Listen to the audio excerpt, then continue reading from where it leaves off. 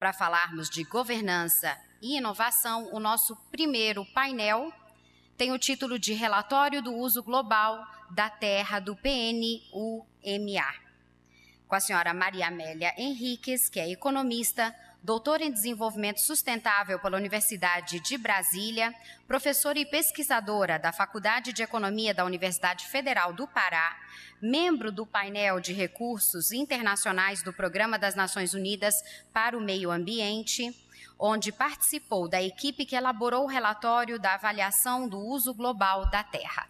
Por favor, vamos saudá-la.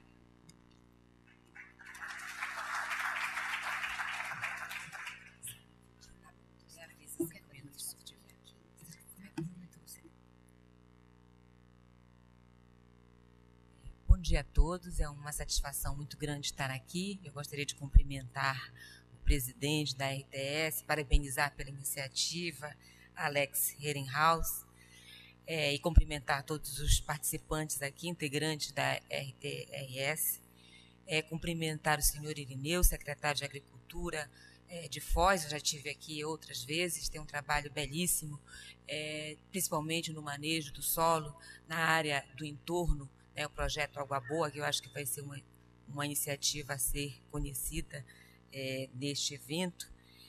E gostaria também de cumprimentar a todos em nome da Organização das Nações Unidas para o Meio Ambiente, da qual eu faço parte enquanto comitê científico voluntário do grupo do Painel Internacional de Recursos, que elaborou este relatório. O Painel Internacional de Recursos ele faz parte do arcabouço das Nações Unidas na área do meio ambiente. Ele foi criado em 2007 e hoje ele integra em torno de 60 países enquanto membros do Steering Committee, e temos em torno de 30 a 35 cientistas, pesquisadores de diversas áreas de conhecimento. O painel já publicou em torno de 10 relatórios, dos quais os senhores têm a oportunidade, tem aqui uma amostra, que esse é o último relatório que foi lançado em fevereiro deste ano em Davos, no Fórum Econômico Global, em que se faz uma avaliação sobre o uso do solo e do qual eu vou brevemente falar. Primeiramente, eu gostaria de dizer que o chefe, o presidente que coordenou esse trabalho é o Stefan Brigesund, do Wuppertal Instituto da Alemanha, e o co-chair é o nosso colega Walter Peng, da Argentina. Na verdade, quando se forma um grupo de trabalho para discutir temas relevantes, nós temos em torno de 7 grandes temas na área do uso do solo, na área dos metais e minerais, e principalmente na área da economia verde, com o conceito de decoupling, de desacoplamento. A principal missão do painel é como, na verdade, garantir o crescimento do bem-estar humano de forma a dissociar dos efeitos deletérios desse crescimento, dos impactos ambientais e das externalidades negativas em termos socioeconômicos também. Então, para isso, há um esforço enorme nas diferentes áreas, na área da biodiversidade, na área do uso do solo, na área dos materiais, na área dos metais, no sentido de propor, e eu acho que é o grande foco aqui deste evento, as inovações tecnológicas. Na verdade, o painel também, ele não desenvolve tecnologia.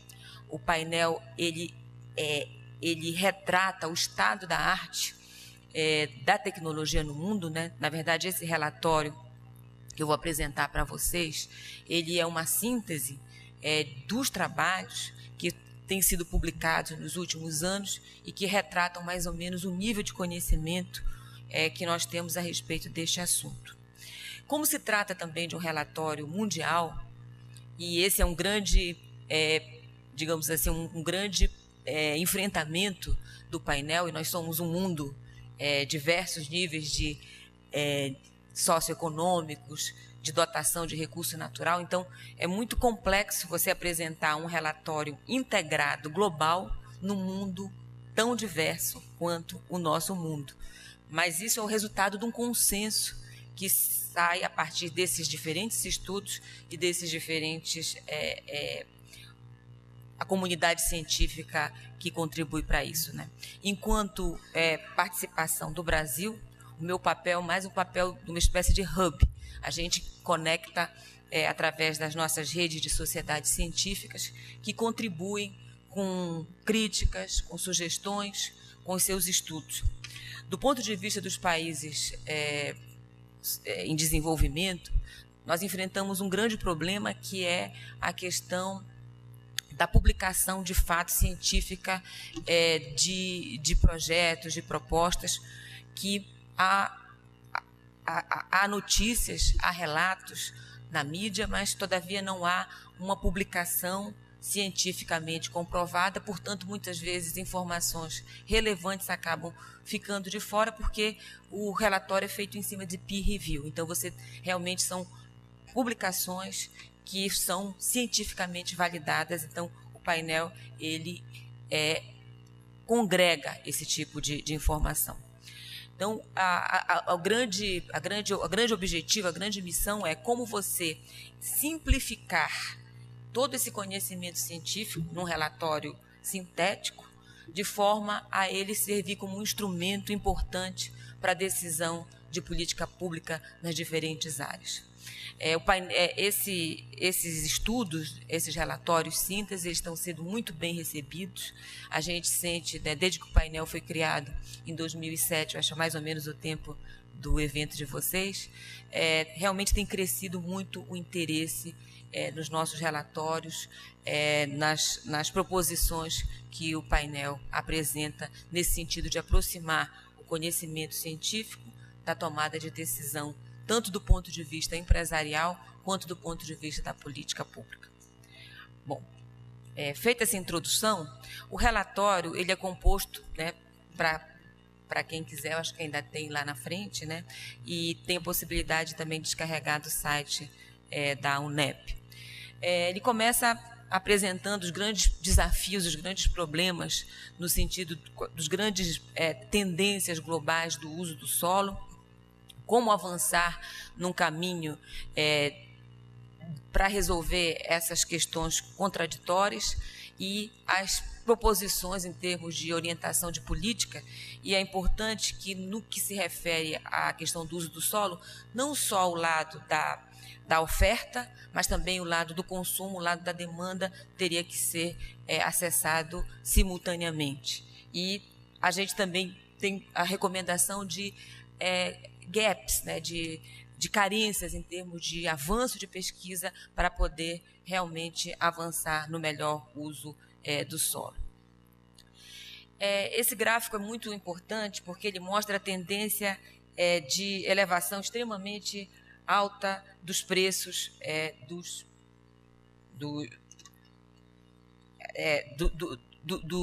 alimentos em geral. Isso, no começo do século, para muitos especialistas, é chamado superciclo das commodities.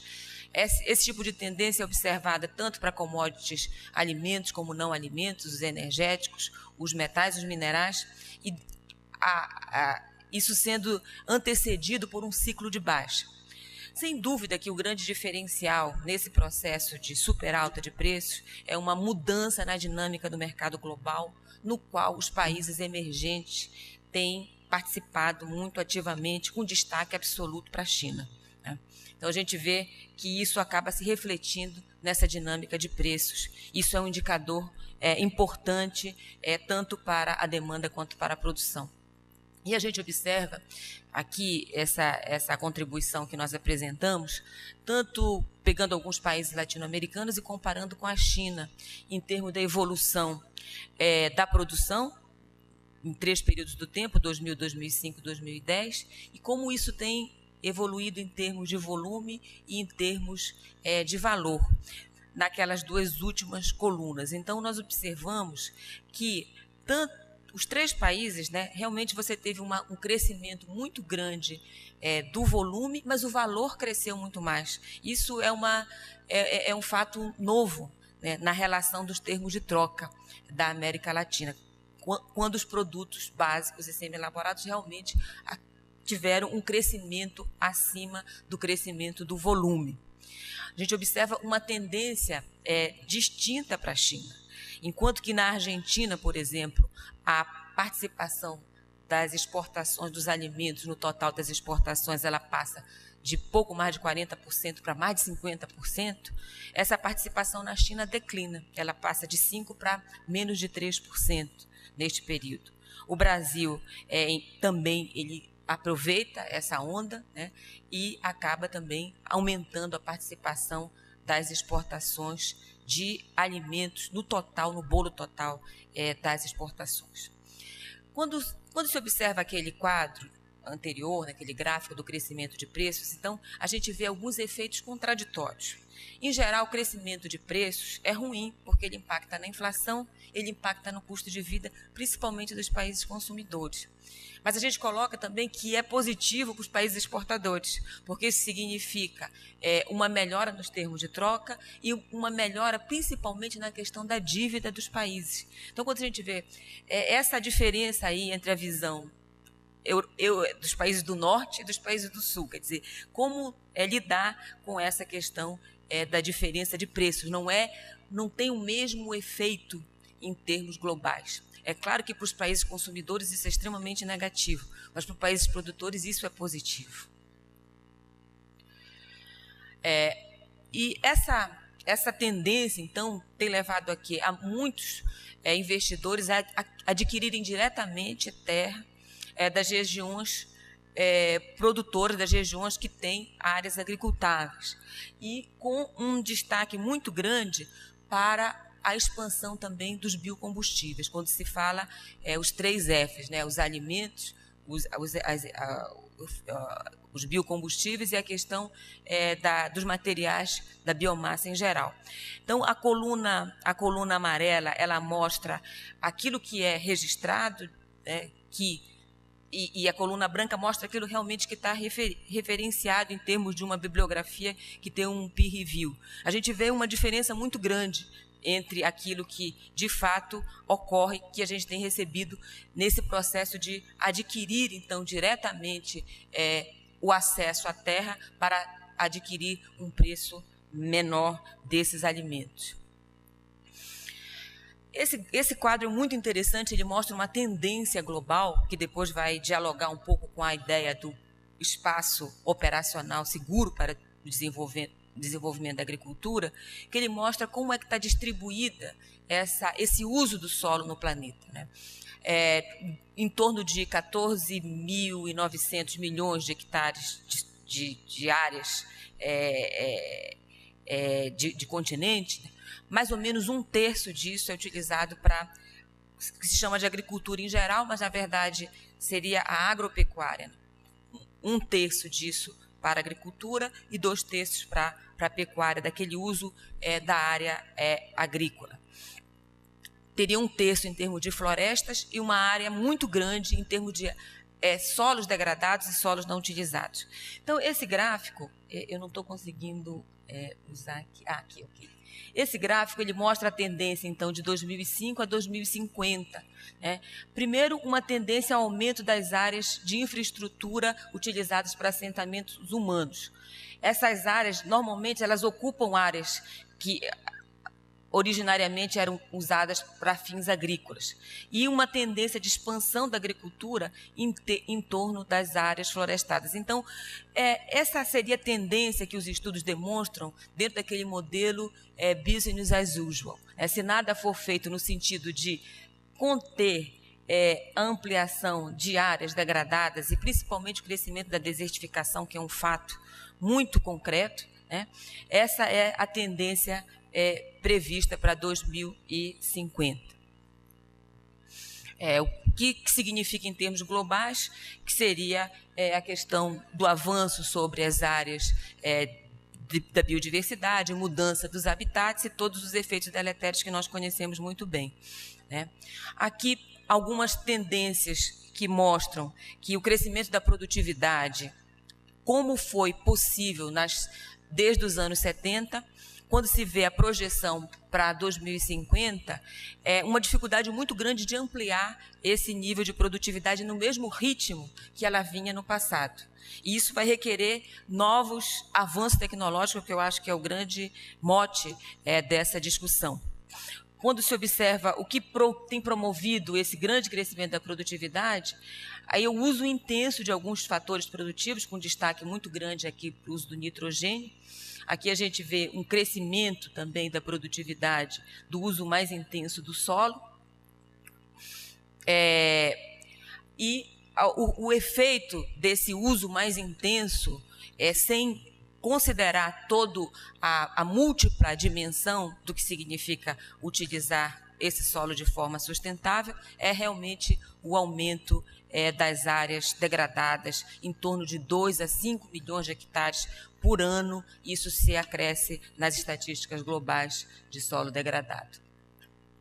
Aqui seria o potencial de incremento de produtividade, essa é a grande mensagem do painel, para realmente promover o desacoplamento entre o uso insustentável e o processo mais sustentável de utilização do solo. Você teria que aumentar na produtividade. Então, aqui a gente observa nas linhas, no gráfico maior, o esforço desde os anos 60 dos países desenvolvidos que realmente implementaram modernas tecnologias, tecnificaram o campo, e isso realmente significou um aumento muito grande. No Brasil, a gente observa também que o crescimento da produção ele se descasa do crescimento do avanço da fronteira por conta das inovações tecnológicas no campo. Mas, quando a gente observa o mundo em desenvolvimento em geral, a gente vê ainda um processo muito tímido deste avanço e uma possibilidade, quer dizer, isso abre um leque de possibilidades de ampliar desenvolvimento tecnológico nessas áreas menos desenvolvidas do mundo.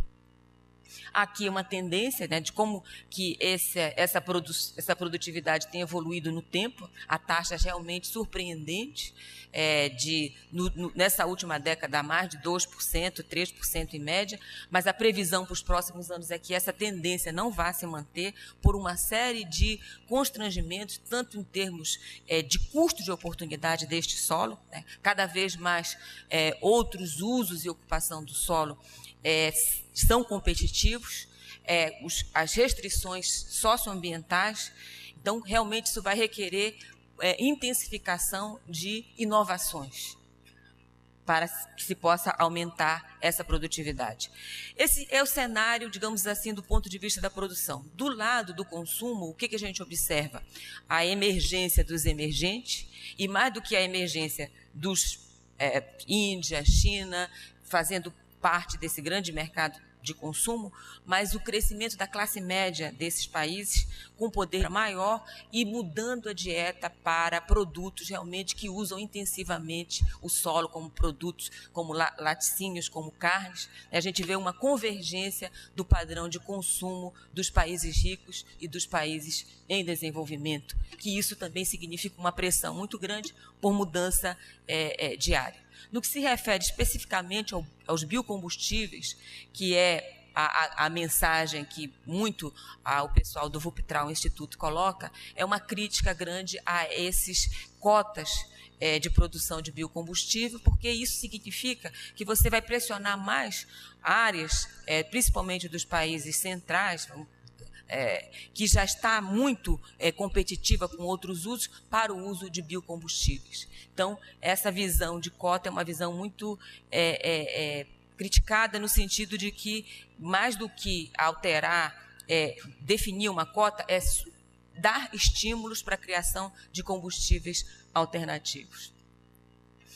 Isso aqui é um quadro que mostra a tendência global de mudança nessa dinâmica de uso do solo, no tempo, né, no avanço realmente de áreas florestadas, tanto para o crescimento líquido, daquilo que vai ser a demanda adicional por conta desse crescimento populacional, quanto pela recomposição das áreas que foram perdidas pelo mau uso deste solo.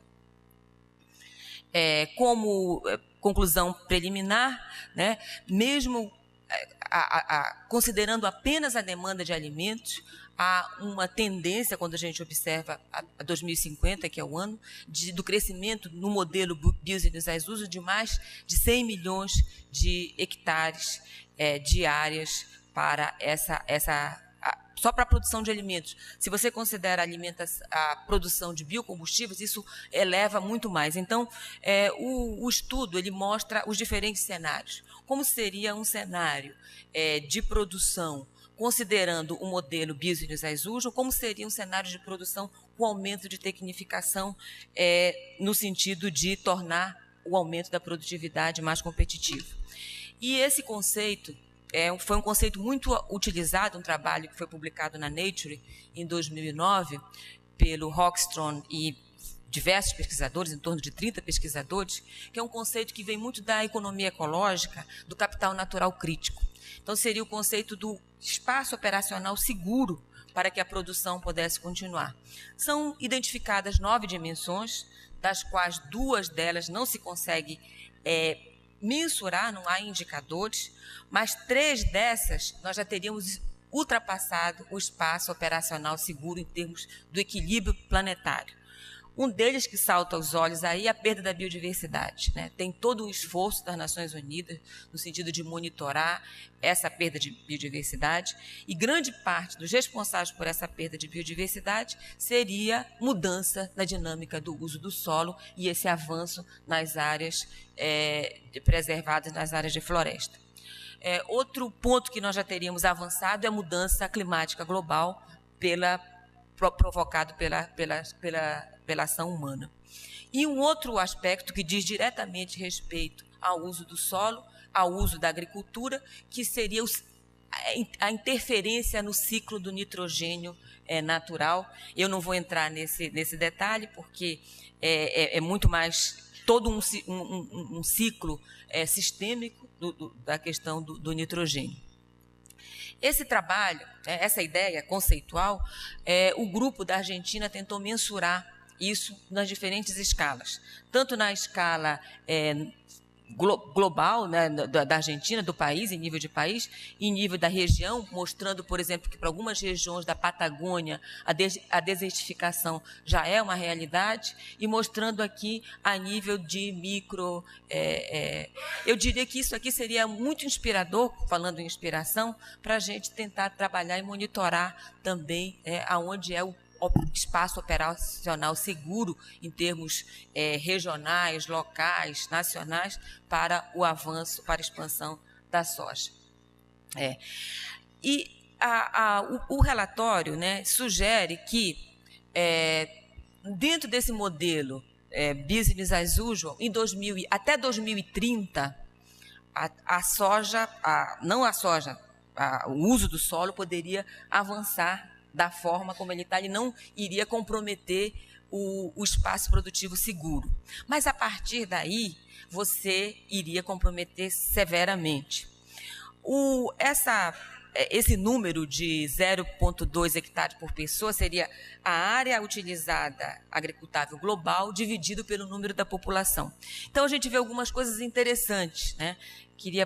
O tempo já está esgotado, não vai dar para entrar em todos os detalhes, eu convido vocês a lerem o relatório. Eu só queria aqui destacar, por exemplo, esse monitoramento que foi feito para os países europeus, né, que mostra, por exemplo, aqui seria o consumo, o uso global de áreas agricultáveis da Europa e as áreas que realmente ela tem, né, e a média global, que a gente vê, então, um descasamento muito grande entre o padrão de uso, o padrão de consumo e realmente aquilo que é o país, que a região dispõe. Então, o relatório chama atenção para você ajustar a isso. É claro que não são considerados aquilo que eu falei no começo, as diferenças, os espaços, as possibilidades. Por exemplo, eu coloquei muito a questão do caso brasileiro, eu sou da região norte do país, e dos 30 milhões de hectares de áreas agricultáveis, 90% é utilizado para pasto e de baixíssima produtividade. Quer dizer, se você aumenta a produtividade da produção pecuária, você libera 50% da área para a produção agrícola e para a produção agrícola de alta produtividade. Quer dizer, esse tipo de indicador não está visto, porque são informações que não se tem ainda uma publicação científica comprovada para demonstrar, são dados que se está discutindo em termos de política pública e que não são capturados. Essas particularidades também é muito difícil ser capturado num relatório que dá uma visão global. Mas ele chama atenção para um fenômeno que o painel também está discutindo muito, que é a questão do outsourcing, da terceirização. Quer dizer, do ponto de vista de você limitar padrões de consumo no local, mas cuja produção vem de outros locais onde você não tem esse controle maior, né? No mundo, quer dizer, mais do que isso também é uma outra mensagem. Quer dizer, já caminhando para o final, as principais mensagens aqui seriam o seguinte: considerando o modelo business as usual, a gente vê que a dinâmica do uso do solo tem limite. 2050, nós precisaríamos de 2 planetas para dar conta dos usos que se faz hoje e no padrão de consumo que se tem hoje desses recursos. Mas, adotando-se uma série de medidas de política, de manejo, que está no relatório, eu convidaria todos a lerem o relatório, é possível, então, trabalhar nesse sentido no espaço operacional seguro. Então, há uma série de recomendações em termos de incentivos econômicos, de políticas públicas globais, de incentivos à parte da produção e de mudança no padrão de consumo. Bom, como o meu tempo já está esgotado, eu gostaria de agradecer a atenção e a gente vai tirar dúvidas aqui no debate. Muito obrigada.